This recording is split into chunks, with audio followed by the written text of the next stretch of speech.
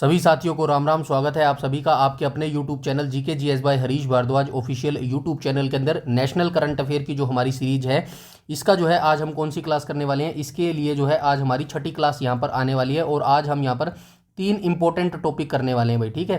तीन important topic करने वाले हैं और तीन इंपॉर्टेंट टॉपिक कौन कौन से करने वाले हैं। एक तो हम जो है संयुक्त सैन्य अभ्यास देखने वाले हैं, ठीक है। संयुक्त सैन्य अभ्यास, यहाँ से क्वेश्चन पूछता है भाई, ठीक है।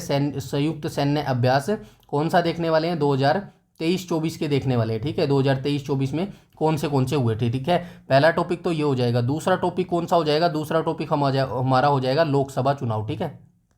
लोकसभा चुनाव, यहाँ से भी सारा इंपॉर्टेंट जो डाटा होगा ना वो हम यहाँ पे कवर कर लेंगे। 2024 में जो लोकसभा चुनाव हुए थे वो सारा डाटा हम यहाँ पर देख लेंगे। और तीसरा इंपॉर्टेंट टॉपिक हमारा कौन सा रहेगा, भारत रत्न रहेगा, ठीक है। भारत रत्न जो 2024 में दिए गए थे ना, कितने व्यक्तियों को दिया गया था और जितने व्यक्तियों को भी दिया गया था उनसे रिलेटेड जो जितने इंपॉर्टेंट पॉइंट्स होंगे ना, 3 4 5, वो सारे हम देखने वाले, ठीक है। तो ये तीनों इंपॉर्टेंट पॉइंट्स हैं और यहाँ से क्वेश्चन वनडे एग्जाम्स में पूछे जाते हैं। तो इस वीडियो को बिल्कुल मत स्किप करना और अंत तक वीडियो को जरूर देखना मेरे भाई, ठीक है। तो चलिए बिना किसी टाइम वेस्ट के वीडियो को शुरू कर लेते हैं। सबसे पहले हम यहाँ पर भारत रत्न पुरस्कार से जो है स्टार्ट करने वाले हैं, ठीक है। सबसे पहले हम भारत रत्न पुरस्कार 2024 देख लेते हैं, किन किन लोगों को मिला है और इनके इंपॉर्टेंट पॉइंट देख लेते हैं, ठीक है। सबसे पहले यहाँ पे क्या लिखा गया, भारत रत्न पुरस्कार 2024 लिखा गया। इसके बारे में थोड़ी सी जानकारी ले लेते हैं।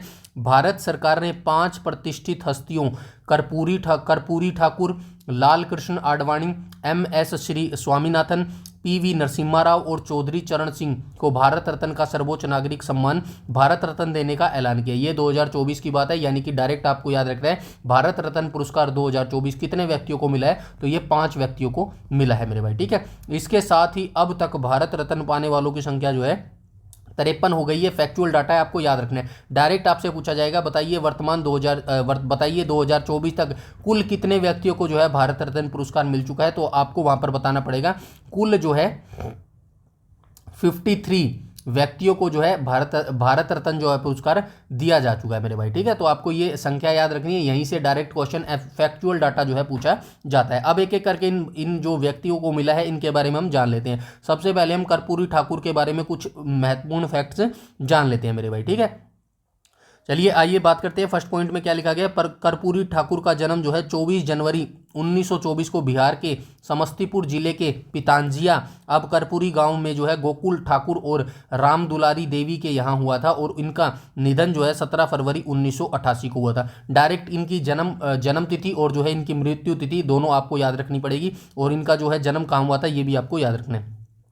लोकप्रियता के कारण उन्हें जननायक कहा जाता है, ये भी आपको जो है इंपॉर्टेंट पॉइंट है, याद रखना है। सारे इंपॉर्टेंट पॉइंट है जो मैंने यहाँ पर लिखे हैं, ठीक है।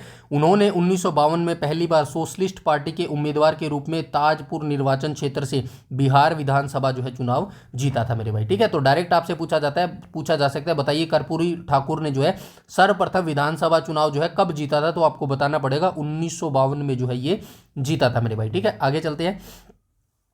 कर्पूरी ठाकुर वर्ष 1970-71 और 1977-79 तक 2 बार जो है बिहार के 11वें मुख्यमंत्री रहे हैं एवं वर्ष 1967-68 तक बिहार के जो है ये उप मुख्यमंत्री भी रहे हैं। वे बिहार के पहले गैर कांग्रेसी जो है मुख्यमंत्री थे भाई, ठीक है। तो आप मुझे ये बताइएगा, क्योंकि हम HSSC की तैयारी कर रहे हैं ना, तो HSSC में आप मुझे बताइएगा हरियाणा के पहले गैर कांग्रेसी CM कौन थे, ठीक है। ये आप मुझे कमेंट सेक्शन में कमेंट करके जरूर बताएंगे मेरे भाई, ठीक है। आगे चलते हैं हम कर्पूरी ठाकुर के बारे में। उन्होंने भारत में पहली बार अन्य पिछड़ा वर्ग यानी कि OBC को जो है आरक्षण दिया मेरे भाई, ठीक है। उन्होंने 1977 में मुख्यमंत्री बनने के बाद मुंगेरी लाल आयोग की सिफारिश को लागू किया था, जिसके कारण पिछड़ों को नौकरियों में आरक्षण मिला। ये काफी इंपॉर्टेंट पॉइंट है भाई, याद रखना, ये सारी चीजें पूछी जा सकती हैं। उसके बाद हम आगे चलते हैं। वर्ष 1978 में उन्होंने एक अभूतपूर्व आरक्षण मॉडल प्रस्तुत किया, जिसमें OBC आर्थिक रूप से पिछड़े वर्गों, EBC महिलाओं और उच्च जातियों के बीच आर्थिक रूप से पिछड़े वर्गों के लिए विशिष्ट कोटे के साथ 26% आरक्षण जो है आवंटित किया गया था मेरे भाई। आगे चलते हैं। इन्होंने बिहार में उर्दू को दूसरी राजकीय भाषा का जो है दर्जा दिया था। वैसे ये जो बिहार का एग्जाम होता है ना, उसके लिए काफ़ी इंपॉर्टेंट है, फिर भी एक बार आप देख लेना भाई ये, क्योंकि भारत रत्न पुरस्कार जो है सबसे बड़ा पुरस्कार होता है, आप सभी जानते हैं, और कुछ भी एक आधी लाइन पूछी जा सकती है, तो एक बार आप ये याद रख लेना मेरे भाई, ठीक है। ये भारत रत्न पाने वाले जो है 40वें, मरणोपरांत भारत रत्न पाने वाले 15वें एवं बिहार से भारत रत्न पाने वाले चौथी व्यक्ति हैं, ये जरूर आप याद रखना, ठीक है। आगे चलते हैं, लाल कृष्ण आडवाणी के बारे में बात कर लेते हैं, काफ़ी इंपॉर्टेंट पर्सन है ये, बीजेपी से रिलेटेड। चलिए आगे चलते हैं, भारत रत्न प्राप्त करने वाले ये 50वें व्यक्ति है भाई, ठीक है। लाल कृष्ण आडवाणी जो है 50वें व्यक्ति हैं, और इनका जन्म कब हुआ था? 8 नवंबर 1927 को कराची, अब पाकिस्तान में जो है इनका जन्म हुआ था मेरे भाई, ठीक है। वर्ष 1942 में वे आरएसएस से जुड़ गए थे, 1942 में ये आरएसएस से जुड़े थे, याद रखना, डायरेक्ट पूछा जा सकता है। बताइए लाल कृष्ण आडवाणी जो है कब आरएसएस से जुड़े थे? 1942 में जुड़े थे, और 1980 में स्थापित भाजपा के संस्थापक सदस्यों में से जो है एक थे, ठीक है। जो भाजपा की स्थापना हुई थी ना, संस्थापक सदस्यों में से ये एक थे भाई, लाल कृष्ण आडवाणी। इनकी आत्मकथा किताब का नाम है माई कंट्री माई लाइफ, ठीक है। तो ये इंपॉर्टेंट है, याद रखना कि भाई आपसे डायरेक्ट पूछा जा सकता है। बताइए माई कंट्री माई लाइफ पुस्तक के जो है यह किस व्यक्ति की जो है आत्मकथा है? तो आपको बताना पड़ेगा लाल कृष्ण आडवाणी की जो है ये आत्मकथा हो जाएगी। आगे चलते हैं, इन्होंने राम मंदिर के समर्थन के लिए 25 सितंबर 1990 को सोमनाथ से अयोध्या तक रथ यात्रा शुरू की। इसी यात्रा के दौरान 22 अक्टूबर 1990 को समस्तीपुर में जो है ये गिरफ्तार किए गए थे मेरे भाई, ठीक है। आगे चलते हैं, अप्रैल 1970 में जनसंघ सीट से राज्यसभा के लिए चुने गए थे। 2002 से 2004 तक भारत के 7वें उप प्रधानमंत्री के रूप में इन्होंने कार्य किया है। 1998 से 2000 तक भारत के ये गृह मंत्री रहे हैं। 2009 में भाजपा के प्रधानमंत्री पद के ये उम्मीदवार रहे हैं, ठीक है, उम्मीदवार रहे हैं, ये याद रखना। इन्हें 2015 में पद्म विभूषण से सम्मानित किया गया, ठीक है। तो ये भी आप याद रखना, 2015 में जो है इनको पद्म विभूषण से सम्मानित किया गया। फैक्चुअल डाटा में डायरेक्ट पूछेगा, बताइए लाल कृष्ण आडवाणी को जो है पद्म विभूषण पुरस्कार से जो है कब सम्मानित किया गया था? तो इनको 2015 में जो है सम्मानित किया गया था मेरे भाई, ठीक है। आगे चलते हैं, MS स्वामीनाथन, तो इनके बारे में सभी जानते हैं भाई। MS स्वामीनाथन कौन है? तो भारत की हरित क्रांति के जनक कृषि वैज्ञानिक MS स्वामीनाथन का जन्म जो है 7 अगस्त 1925 को तमिलनाडु के कुंभकोणम में जो है इनका जन्म हुआ था। इनके मृत्यु की बात करूँ तो 28 सितंबर 2023 को जो इनकी मृत्यु हुई है। ये इंपॉर्टेंट है, याद रखना, क्योंकि ये काफ़ी इंपॉर्टेंट पर्सन है, और हाल ही में इनकी जो है मृत्यु हुई है, 2023 में जो है इनकी मृत्यु हुई है। यहाँ से क्वेश्चन डायरेक्ट पूछा जा सकता है, ठीक है। आगे चलते हैं, स्वामीनाथन को कई प्रतिष्ठित पुरस्कार प्राप्त हुए हैं, जिनमें शांति स्वरूप भटनागर पुरस्कार 1961 में मिला है, रेमन मैग्सेसे पुरस्कार 1971 में मिला है, एल्बर्ट आइंस्टीन विश्व विज्ञान पुरस्कार जो है 1986 में मिला है मेरे भाई, ठीक है। आगे चलते हैं, इसके साथ ही इनको पद्मश्री 1967 में मिला है, पद्म भूषण 1972 में मिला है, और पद्म विभूषण जो है 1989 में मिला है, ठीक है। ये सारी चीज़ें इंपॉर्टेंट है, सारी चीज़ें आपको एक बार आंखों के आगे से निकाल लेनी है, ठीक है। अब आगे चलते हैं, PV नरसिम्हा राव, इनको तो कौन नहीं जानता, इनको सभी जानते हैं भाई। इन्हीं के समय में जो है भारत में राष्ट्रपति शासन लगा था तीसरा, ठीक है, पता है ना। चलिए आगे चलते हैं, PV नरसिम्हा राव का जन्म जो है 28 जून 1921 को वर्तमान तेलंगाना, अब हैदराबाद के वारंगल जिले के लकनेपल्ली गांव में जो है हुआ था। इनका पूरा नाम पामू लापति वेंकट नरसिम्हा राव था। ये जरूर नाम याद रखना, HSSC में ऐसा क्वेश्चन पूछा गया है। जो है एक खिलाड़ी थी, शायद मुझे अभी नाम तो नहीं है, उनका जो है नाम पूछा गया था, मतलब शॉर्टकट नाम दिया था उन्होंने, शायद PV सिंधु तो नहीं था, कुछ और था, ऐसा ही नाम था, वो बैडमिंटन की खिलाड़ी थी, अभी मुझे याद नहीं आ रहा है, ठीक है। तो उनका नाम ऐसे ही पूछा था शॉर्टकट में भाई, ऐसे PV नरसिम्हा दिया गया ना, ऐसे ही शॉर्ट में पूछा था, और जो है आगे उनका पूरा नाम पूछा गया था। तो ये नाम याद रखना भाई, पूरा नाम, ठीक है। आगे चलते हैं, इनके पिता का नाम सीताराम राव और माता का नाम रुकमाबाई था। 1991 से 1996 तक वे भारत के 9वें प्रधानमंत्री रहे हैं, ठीक है। 1991 में ही क्या लगा था, हरियाणा में तीसरा राष्ट्रपति शासन लगा था भाई। इन्होंने भारत के रक्षा मंत्री, विदेश मंत्री, गृह मंत्री के रूप में भी कार्य किया है। 1971 से 1973 तक आंध्र प्रदेश के चौथे मुख्यमंत्री भी रहे हैं। 73वें संवैधानिक संशोधन अधिनियम का कार्यान्वयन PV नरसिम्हा राव के कार्यकाल के दौरान जो है हुआ था मेरे भाई, ठीक है। यहाँ तक सारी चीज़ें क्लियर है, बिल्कुल आराम से चल रहा हूँ, बिल्कुल आसान भाषा में बोल रहा हूँ, बस इस जो मैं बोल रहा हूँ ना उसको 2 से 3 बार सुन लेना, ये चीज़ें दिमाग में रह जाएंगी, ठीक है। आगे चलते हैं भाई, चौधरी चरण सिंह, इनको कोई कौन नहीं जानता, हमारी जो एग्रीकल्चर यूनिवर्सिटी है CCHHAU है ना, चौधरी चरण सिंह हरियाणा एग्रीकल्चर यूनिवर्सिटी, इसका नाम इन्हीं के नाम पर रखा गया था। कब चेंज किया गया था? 1991 में जो है नाम चेंज किया गया था हरियाणा एग्रीकल्चर यूनिवर्सिटी का, ठीक है, पढ़ाया है मैंने। आगे चलते हैं, चौधरी चरण सिंह का जन्म 23 दिसंबर 1902 को उत्तर प्रदेश के मेरठ जिले के नूरपुर में जो है जाट किसान परिवार में हुआ था। इनके जयंती पर 23 दिसंबर को राष्ट्रीय किसान दिवस जो है मनाया जाता है, सभी जानते हैं। इनकी मृत्यु 1927 को जो है हो गई थी। सर्वप्रथम 1937 में छपरौली से उत्तर प्रदेश विधानसभा के लिए चुने गए थे। 1979 से 1980 तक भारत के 5वें प्रधानमंत्री रहे हैं। हालांकि इस दौरान वे कभी भी जो है संसद में नहीं गए मेरे भाई, ठीक है। आगे चलते हैं। 1967 से 68 तक एवं दोबारा 1970 में उत्तर प्रदेश के मुख्यमंत्री रहे हैं। इनकी समाधि स्थल को जो है किसान घाट के रूप में जाना जाता है। ये भी इंपॉर्टेंट है, याद रखना, ठीक है। आगे चलते हैं भाई। ये जो है आगे और भी रह गया क्या, चलिए ये मोस्ट इंपॉर्टेंट फैक्ट्स देख लेते हैं भारत रत्न के बारे में, ठीक है। तो जो 5 व्यक्तियों को भारत रत्न पुरस्कार मिला है ना 2024 में, वो सारी चीज़ें हैं मैं ऊपर आपसे डिस्कस कर चुका हूँ। अब भारत रत्न पुरस्कार से रिलेटेड जितने फैक्चुअल पॉइंट्स होंगे ना, वन लाइनर फैक्ट्स होंगे, वो हम यहाँ पर देखने वाले। सबसे पहले आपको याद रखना है भारत रत्न पुरस्कार की शुरुआत कब हुई थी। 1954 में जो है इस पुरस्कार की शुरुआत हुई थी। अब आप मुझे कमेंट सेक्शन में ये बताएंगे पद्म विभूषण पुरस्कार की शुरुआत कब हुई थी, ठीक है।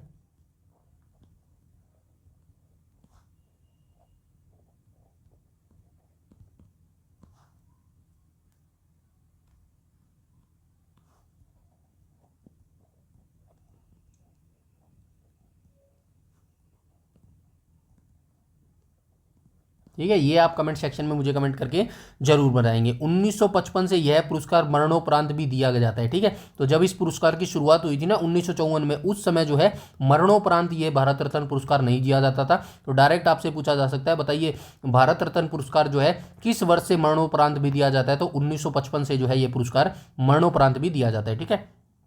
भारत रत्न पुरस्कार का आकार पीतल के पत्ते की तरह होता है भाई। ऐसे आपको देखा होगा ना, पीतल का पत्ता ऐसे होता है, थोड़ा सा अजीब सा बन गया, देख लेना, ठीक है ना। तो ये पीतल के पत्ते के तरह जो है होता है। खेल जगत में भारत रत्न पाने वाले पहले व्यक्ति सचिन तेंदुलकर है, ठीक है। तो याद रखना भाई, स्पोर्ट्स क्षेत्र में जो है, खेल क्षेत्र में जो है भारत रत्न पाने वाले पहले व्यक्ति कौन है, सचिन तेंदुलकर हो जाएंगे, ठीक है। भारत रत्न पाने वाले पहले वैज्ञानिक कौन है, CV रमन हो जाएंगे, ठीक है। CV रमन आएगा भाई यहाँ पे।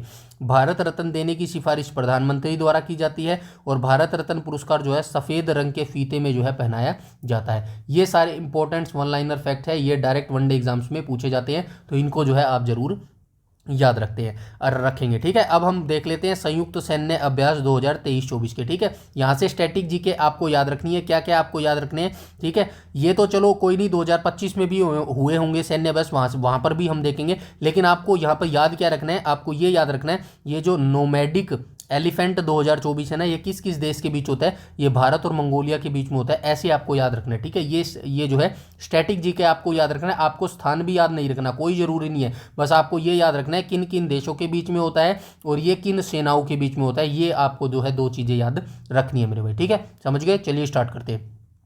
तो यहाँ पे देखो 16वां नोमैडिक एलिफेंट 2024 जो सैन्य अभ्यास था, ये किन किन देशों के बीच हुआ है, तो ये भारत और मंगोलिया के बीच में हुआ है। और ये स्थान छोड़ देना, स्थान आपको नहीं बताऊंगा मैं, ठीक है। स्थान हम 2025 वाला देखेंगे, क्योंकि ये 2024 वाला जो है आउटडेटेड हो गया। फिर भी अगर आप जानना चाहते हैं तो इस PDF को डाउनलोड कर लेना, वहाँ से पढ़ लेना, ठीक है। और ये किन किन सेनाओं के बीच में हुआ है, थल सेना के बीच में जो है ये अभ्यास हुआ है। 13वां अभ्यास मैत्री 2024 की बात करूँ तो किन किन देशों के बीच ये हुआ है, तो ये भारत थाईलैंड के बीच में हुआ है। और ये किन सेनाओं के बीच होता है, थल सेना के बीच में ये अभ्यास होता है। होपेक्स 2024 की बात करूं तो भारत और मिस्र के दोनों देशों के बीच ये अभ्यास हुआ है। और ये जो अभ्यास है वायुसेना के बीच में जो है हुआ है। आगे चलते हैं। आगे पहला फ्रीडम एज एक्सपो 2024 जो है ये किन किन के बीच हुआ है, दक्षिण कोरिया और अमेरिका जापान के बीच में जो है ये हुआ है मेरे भाई, ठीक है। अमेरिका जापान के बीच हुआ है, दक्षिण थल सेना के बीच में जो है ये हुआ है। आगे चलते हैं। 8वां जाइमेक्स 2024 जो है ये भारत और जापान के बीच में हुआ है, जो है नौसेना के बीच में ये जो है अभ्यास हुआ है। आगे चलते हैं। रेड फ्लैग्स एक्सरसाइज 2024 जो है ये बहुराष्ट्रीय देशों के बीच हुआ है, यानी कि कोई इसमें 2 देश नहीं है, बहुत सारे देश जो है इसके अंदर हिस्सा लेते हैं। और वायुसेना की जो वायु जो सेना होती है ना, वो इसके अंदर पार्टिसिपेट करती है, ठीक है। आगे चलते हैं। 7वां तरकश एक्सरसाइज 2024 ये किस किस बीच में होती है, भारत अमेरिका के बीच में होती है। और ये थल सेना जो है इसमें पार्टिसिपेट करती है। शक्ति एक्सरसाइज 2024 की बात करूं तो भारत फ्रांस के बीच होती है और ये थल सेना जो है इसके अंदर पार्टिसिपेट करती है। अभ्यास पूर्वी लहर 2024 जो है ये भारतीय नौसेना करती है और ये नौसेना जो है करती है इसके अंदर, ठीक है। आगे चलते हैं। दोस्ती 16वां अभ्यास ये भारत मालदीव और श्रीलंका के बीच में जो है होता है और नौसेना जो है इसमें हिस्सा लेती है। गगन शक्ति 2024 की बात करूँ तो भारतीय वायुसेना जो है इसके अंदर हिस्सा लेती है और वायुसेना जो है ये पार्टिसिपेट करती है। अभ्यास दस्तलिक की बात करूँ तो भारत और उज्बेकिस्तान के बीच में ये अभ्यास होता है और थल सेना जो है इसके अंदर हिस्सा लेती है, ठीक है। आगे चलते हैं, IMT ट्राइलेट 2024 जो है ये भारत, मोजाम्बिक, तंजानिया के बीच में ये अभ्यास होता है और नौसेना जो है इसके अंदर पार्टिसिपेट करती है। टाइगर ट्रायम्फ 2024 की बात करूँ तो भारत अमेरिका के बीच में ये जो है संयुक्त सैन्य अभ्यास होता है और नौसेना जो है इसके अंदर पार्टिसिपेट करती है। अभ्यास लिमितिये 2024 की बात करूँ तो ये भारत और सेशल्स के बीच में जो है आयोजित होता है और थल सेना जो है इसमें पार्टिसिपेट करती है। सी डिफेंडर्स 2024 की बात करूँ तो भारत और अमेरिका के बीच में ये जो है आयोजित किया जाता है, नौसेना इसके अंदर हिस्सा लेती है। समुद्र लक्ष्मण 2024 की बात करूँ तो भारत और मलेशिया के बीच में ये सैन्य अभ्यास होता है और नौसेना इसमें पार्टिसिपेट करती है। पांचवां धर्म गार्जियन एक्सरसाइज 2024 की बात करूँ तो भारत और जापान के बीच में ये एक्सरसाइज होती है और थल सेना जो है इसमें पार्टिसिपेट करती है। शांति प्रयास 4 की बात करूँ तो बहुराष्ट्रीय देश इसके अंदर हिस्सा लेते हैं और थल सेना जो है इसके अंदर हिस्सा लेती है। वायु शक्ति 2024 की बात करूँ तो ये भारत जो है करवाती है अभ्यास और वायुसेना जो है इसके अंदर अभ्यास करती है मेरे भाई, ठीक है। सदा तनसीक अभ्यास 2024 की बात करूँ तो भारत और सऊदी अरब के बीच में जो है ये कंडक्ट करवाया जाता है और थल सेना जो है इसके अंदर पार्टिसिपेट करती है। डेजर्ट साइक्लोन 2024 की बात करूँ तो ये भारत और UAE के बीच में जो है आयोजित करवाया जाता है, थल सेना जो है इसके अंदर पार्टिसिपेट करती है। आगे चलते हैं, अभ्यास अयुथाया, ठीक है। अयुथाया जो है 2023 ये भारत और थाईलैंड आएगा भाई, ठीक है, यहाँ पे थाईलैंड कर लेना,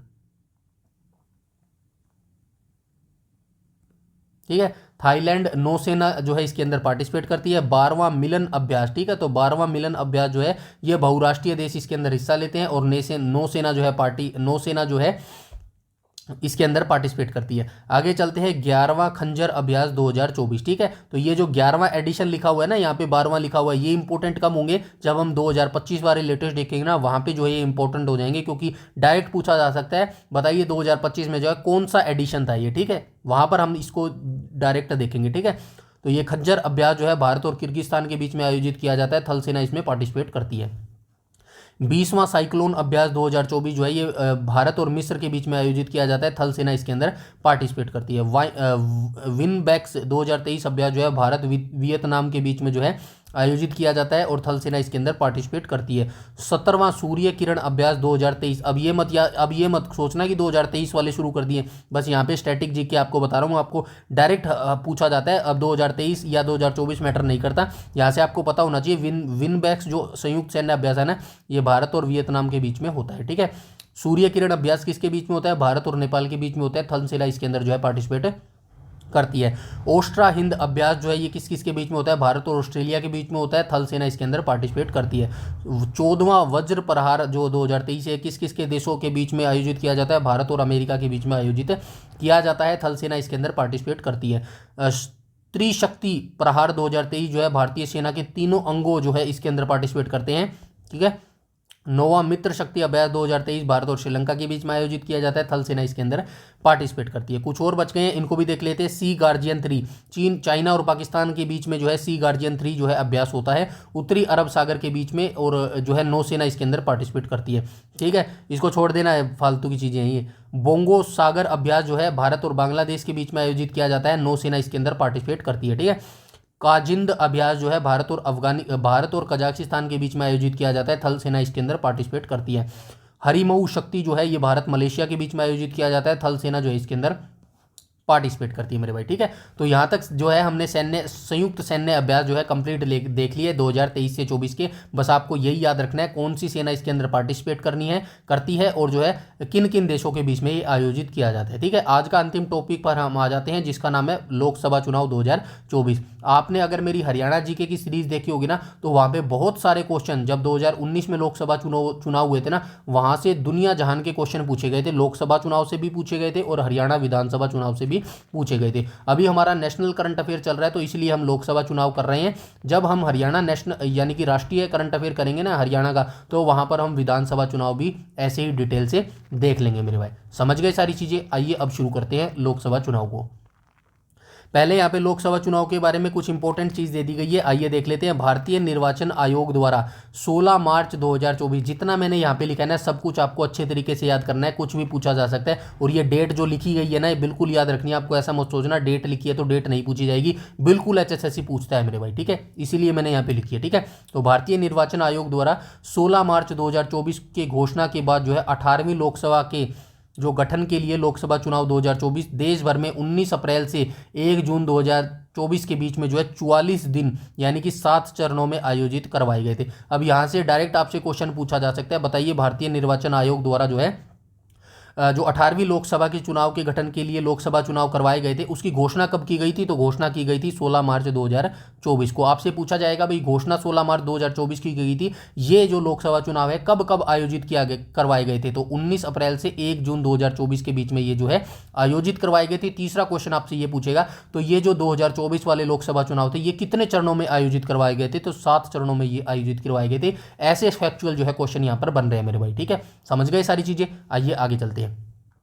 चुनाव के परिणाम 4 जून 2024 को घोषित किए गए। ये डेट भी आपको डायरेक्ट याद रखनी है। डायरेक्ट पूछता है बताइए लोकसभा चुनाव 2024 के जो चुनाव का रिजल्ट है वो कब डिक्लेयर किया गया था? 4 जून 2024 को डिक्लेयर किया गया था, जिसमें भारतीय जनता पार्टी ने 240 सीटें, डायरेक्ट आपको याद रखनी है, पूछता है ये, ठीक है। बीजेपी ने 240 सीटें जीती थी, ठीक है, और भाजपा के नेतृत्व वाले गठबंधन एनडीए यानी कि नेशनल डेमोक्रेटिक एलियंस ने कुल 293 सीटें जीती थी। कांग्रेस पार्टी ने 99 सीटें और कांग्रेस के नेतृत्व वाले इंडिया गठबंधन ने जो है अलायंस ने 234 सीटें जीती थी। अन्य दलों ने 10, निर्दलीय ने 60। ये सारी चीज़ें जो है अच्छे से याद रखना, डोंट वरी, नीचे मैंने टेबल के अकॉर्डिंग बताया है, वहाँ से भी हम देख लेंगे। आइए आगे चलते हैं। लोकसभा चुनाव 2024 के साथ 4 राज्यों ओडिशा, आंध्र प्रदेश, सिक्किम, अरुणाचल प्रदेश की विधानसभा का चुनाव भी हुए थे। तो ये 4 राज्य हुए थे। डायरेक्ट आपसे पूछा जा सकता है बताइए निम्नलिखित में से कौन सा ऐसा राज्य नहीं है जिसका विधानसभा चुनाव जो है लोकसभा चुनाव 2024 के साथ जो है नहीं करवाया गया था? तो आपको ये 4 राज्य के डेफिनेटली नाम याद रखने पड़ेंगे, ओडिशा, आंध्र प्रदेश, सिक्किम और अरुणाचल प्रदेश मेरे भाई, ठीक है। यहाँ तक सारी चीज़ें क्लियर है। आगे चलते हैं। चुनाव आयोग के द्वारा जो है कौन सा पोर्टल लॉन्च किया गया था? तो आपको बताना पड़ेगा सुविधा पोर्टल जो है लोकसभा चुनाव 2024 में जो है जारी किया गया था। 18वीं लोकसभा चल रही है, ये भी आप याद रखना, ये काफ़ी इंपॉर्टेंट है। वर्तमान में कौन सी लोकसभा चल रही है? 18वीं चल रही है। हरियाणा की कौन सी चल रही है विधानसभा? बताओ फटाफट कमेंट सेक्शन में कमेंट करके। चुनी गई महिला सांसदों की संख्या कितनी थी? 74 थी। डायरेक्ट पूछा जाएगा बताइए 18वीं लोकसभा 2024 में जो है कुल महिला सांसदों की संख्या कितनी है? 74 है। ये फैक्चुअल डाटा है जो यहाँ पर लिखा गया है। डायरेक्ट ऐसे ही एग्जामिनर वनडे क्वेश्चन पूछता है। पहली बार चुनकर आए सांसदों की संख्या कितनी है? 280 है। चुनाव लड़ने वाले 53 मंत्रियों में से विजय हुए 35। मतदान का सर्वाधिक प्रतिशत कितना रहा? लक्षद्वीप में रहा 84%। मतदान का न्यूनतम प्रतिशत रहा बिहार में 56%। नोटा का सर्वाधिक वोट मिला। नोटा क्या होता है? नन ऑफ द अबव होता है, ठीक है। इसका सर्वाधिक वोट किसको मिला? इंदौर में 2.18 लाख लोगों ने जो है नोटा बटन दबाया था। नरेंद्र मोदी का प्रधानमंत्री के रूप में शपथ ग्रहण 9 जून 2024 को फैक्चुअल डेट है, याद रखनी पड़ेगी। शपथ ग्रहण समारोह में कितने देशों के राष्ट्राध्यक्ष शामिल हुए थे? 7 शामिल हुए थे, ठीक है। जो शपथ ग्रहण हुआ था ना उसमें कितने देशों के राष्ट्राध्यक्ष शामिल हुए थे? 7 देशों के जो है राष्ट्राध्यक्ष शामिल हुए थे। 18वीं लोकसभा में चुनकर आए पार्टियों की कुल संख्या कितनी है? 41 है। निर्विरोध निर्वाचित सांसद मुकेश दलाल बीजेपी से हैं, सूरत सीट से जो है निर्वाचित संसद है, निर्विरोध, यानी इनके अगेंस्ट ही कोई नहीं खड़ा हुआ मेरे भाई। कम उम्र में सांसद बनने वाली आदिवासी महिला क्या नाम क्या है? प्रियंका जारकीहोली है, ठीक है। सबसे ज्यादा वोटों के अंतर से जीते शंकरलाल लालवानी 11.72 लाख वोटों से जीते हैं। सबसे कम वोटों के अंदर से जीते रविंदर दाताराम वायकर 48 वोटों से। सबसे युवा सांसद पुष्पेंद्र स्वराज बने कौशाम्बी सीट, 25 वर्ष है इनकी आयु। सबसे बुजुर्ग सांसद कौन है? थल्ली कोटई राजू चेवर बालू, इनकी 82 वर्ष है। दोनों याद रखना भाई, इंपॉर्टेंट है, ठीक है, दोनों इंपॉर्टेंट हो जाएंगे। लद्दाख की एकमात्र सीट पर जीत हाजी हनीफा निर्दलीय है, ठीक है, इन्होंने जीत हासिल की है, ये भी इंपॉर्टेंट है, याद रखना, ठीक है। तो अब हम देख लेते हैं दलवार यानी कि पार्टी वाइज परिणाम और किसको कितने वोट मिले हैं, ठीक है। तो यहाँ पे देखो बीजेपी है, बीजेपी को कितनी सीटें मिली है? 240 सीटें मिली है। डोंट वरी, ये प्रतिशत आपको याद नहीं रखना है, जहाँ पे क्रॉस रख रहा हूँ वो आपको याद नहीं रखना है, ठीक है। तो ये प्रतिशत आपको याद नहीं रखना है, मोटा मोटा आपको यही याद रखना है। बीजेपी को कितनी सीट मिली है लोकसभा 2024 में? 240 सीट मिली है, ठीक है। जदयू को कितनी मिली है? 12 सीटें मिली है। कांग्रेस को 99 मिली है। सपा को 37 मिली है। शिवसेना को 7 मिली है। डीएमके को 22 मिली है। टीडीपी को 16 मिली है। सारी आपको याद रखने की जरूरत नहीं है, मोटा मोटा याद रख लेना। बीजेपी को याद रख लेना, कांग्रेस को याद रख लेना, और एक आधी जो पार्टी है वो याद रख लेना। सारी याद करने की आपको जरूरत नहीं है और याद रख भी नहीं पाओगे। मैं तो कह रहा हूँ सिर्फ 2 पार्टी याद रख लेना, बीजेपी याद रखना और कांग्रेस याद रख लेना मेरे भाई, ठीक है। आगे चलते हैं। अब most important one liner fact भी देख लेते हैं भाई लोकसभा चुनाव से। तो लोकसभा चुनाव 2024 का क्रम कौन सा था, 18वां था। चुनाव आयोजित कराए गए 7 चरणों में आयोजित करवाए गए। वैसे ऊपर मैं बता चुका हूं। चुनाव आयोग का टैगलाइन क्या था, चुनाव का पर्व देश का गर्व। ठीक है। चुनाव आयोग का राष्ट्रीय आइकन कौन थे, सचिन तेंदुलकर जी थे। ठीक है। चुनाव आयोग का युवा आइकन कौन था, आयुष्मान खुराना था जो कि एक्टर है। चुनाव आयोग का दिव्यांग आइकन कौन थी, तो शीतल देवी थी। वर्तमान में लोकसभा में सीटों की संख्या कितनी है, 542 है। चुनाव कितनी सीटों के लिए हुए, 543। राज्य में 524 और यूटी में 19 सीटों पर जो है ये चुनाव हुए थे मेरे भाई। ठीक है। आगे देख लेते हैं। पूर्ण बहुमत के लिए सीटों की संख्या 272 चाहिए। रजिस्टर्ड मतदाताओं की कुल संख्या 96.8 करोड़। पुरुष व महिला मतदाता की संख्या क्रमशः 49.7 एवं 47.1 करोड़ हो जाएगी। ठीक है। चुनाव में भाग लेने वाले मतदाताओं की संख्या 64.2 करोड़। चुनाव में भाग लेने वाली महिला मतदाताओं की संख्या 31.2 करोड़। वर्तमान में भारत का मतदाता लिंगानुपात 948। कुल कितना प्रतिशत मतदान हुआ, 65.79% हुआ। और चुनाव आयोग द्वारा ऐप VHAC विजिल की KY जो है ये ऐप है, ये चुनाव आयोग द्वारा जारी जो है एप्लीकेशन है मेरे भाई। ठीक है। तो आज का टॉपिक हमारा जो है यहाँ पर जो है कंप्लीट होता है। 3 टॉपिक हमने जो है यहाँ पर डिस्कस किए हैं। क्या क्या किया था, एक तो संयुक्त सैन्य अभ्यास किया था। ठीक है, संयुक्त सैन्य अभ्यास। दूसरा हमने कौन सा किया था भाई, दूसरा हमने जो है प्रमुख मोबाइल ऐप लॉन्च किए। ठीक है, मोबाइल ऐप। और तीसरा हमने क्या देखा भाई, भारत रत्न पुरस्कार देख लिया। ठीक है, भारत रत्न पुरस्कार देख लिया। ठीक है। तो ये तीनों इंपॉर्टेंट, काफ़ी इंपॉर्टेंट है। यहाँ से 1 नंबर का क्वेश्चन जो है डेफिनेटली कहीं से भी पूछा जा सकता है। इसीलिए वीडियो को आप अंत तक देखना और पूरा देखना और कमेंट सेक्शन में जरूर बताना वीडियो सेशन आपको कैसा लग रहा है मेरे भाई। ठीक है। बाकी आप बस मेरे मोटिवेशन के लिए वीडियो को लाइक कर देना और मुझे कुछ भी नहीं चाहिए। ठीक है, ना शेयर करना है ना आपको कुछ करना है, अपने आप कर लगा, यूट्यूब अपने आप कर लेगा, लोग अपने आप कर लेंगे। ठीक है, मुझे पता है मैं क्या प्रोवाइड करवा रहा हूँ। ठीक है, बस आपको वीडियो को लाइक करना है, ये मेरे मोटिवेशन के लिए बेहद इंपॉर्टेंट है मेरे भाई। ठीक है, आप भी कंसिस्टेंसी बनाए रखना, डेली पढ़ना जरूरी है। और जो मैं यहाँ पर दे रहा हूँ ना, आई नो कुछ ही बच्चे इस वीडियो को देखते हैं, मुझे पता है क्यों देखते हैं, क्योंकि भाई इतना डिटेल से पढ़ना बोरिंग लगता है भाई। लेकिन यकीन रखना, ये जो सिलेक्शन आपका निकलेगा ना 2026 का, HSSC के अंदर जो सिलेक्शन निकलेगा 2026 का, वो इसी बोरिंग कंटेंट से ही निकलेगा। ये भी आप अंत में मैं आपको दिखा दूंगा मेरे भाई। ठीक है, अगर यहाँ से नहीं आएगा ना तो फिर वो कहीं से नहीं आएगा मेरे भाई, ये भी याद रखना। क्योंकि मैंने यहाँ पर सारा दे दिया है, इतना ही है, जितना पढ़ोगे ना इतना ही है, इससे ज़्यादा नहीं है मेरे भाई। ठीक है, तो इसलिए सब कुछ पढ़ना जरूरी है, क्योंकि मैंने HSSC को देखा है भाई अच्छे तरीके से। मुझे पता है HSSC कहाँ तक जा सकती है और कितना कुछ ढूंढ के लेके आ सकती है समुद्र में। इसीलिए नहरों में गोता लगाना छोड़ दो, सीधा आप प्रशांत महासागर में डुबकी लगाओ, तभी जाके जो है आपका बेड़ा पार हो सकता है। क्योंकि वैकेंसियां बहुत कम है और कंपटीशन बहुत ज़्यादा है मेरे भाई। ठीक है, बाकी अगर आप रिस्क लेना चाहते हैं अपने फ्यूचर के साथ तो बेहद शुभकामनाएं आपको। ठीक है, तो चलिए आज के वीडियो सेशन में इतना ही। और बाकी आपका कोई डाउट, क्वेरी या सजेशन हो तो कमेंट सेक्शन में बता देना। और टेलीग्राम पर ज्वाइन कर लेना, क्योंकि टेलीग्राम पर जो है सारी PDF जो फ्री है वो टेलीग्राम पर ही प्रोवाइड करवाई जाती है मेरे भाई। ठीक है, तो वीडियो को लाइक कर देना। इस वीडियो में इतना ही, तब तक के लिए धन्यवाद।